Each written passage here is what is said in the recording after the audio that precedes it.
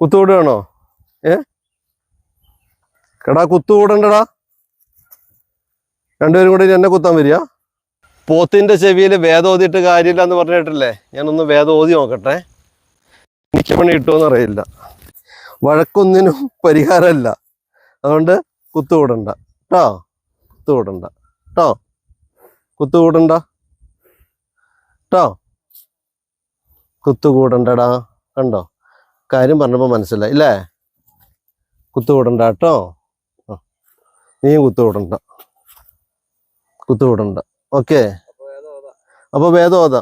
മനുഷ്യനോടാ വേദം ഓതിയിട്ട് കാര്യമില്ലാത്ത, പോത്തിനോടൊക്കെ വേദം ഓതാ കേട്ടോ. കണ്ടോ, കുത്തുകൂടുന്ന അവരോട് കാര്യം പറഞ്ഞപ്പോൾ അവർക്ക് മനസ്സിലായി. ഓക്കെ, പാവങ്ങളാ, പോട്ടെ. കണ്ടോ, കുത്തുകൂടുന്ന പോത്തിൻ്റെ ഇടയിലൂടെ വേദമൊക്കെ ഓതിയിട്ട് ഞാനിങ്ങോട്ട് പോന്നു.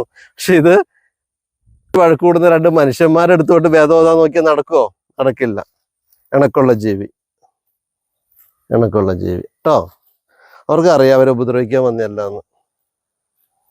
മനുഷ്യനേക്കാൾ എത്രയോ മെച്ചാടാ നിങ്ങളൊക്കെ. സ്നേഹമുള്ള ജീവി, ചതിക്കില്ല, ഇണക്കുള്ള ജീവി. ആ ആ സ്പെഷ്യാലിറ്റി ഒന്നുമില്ല.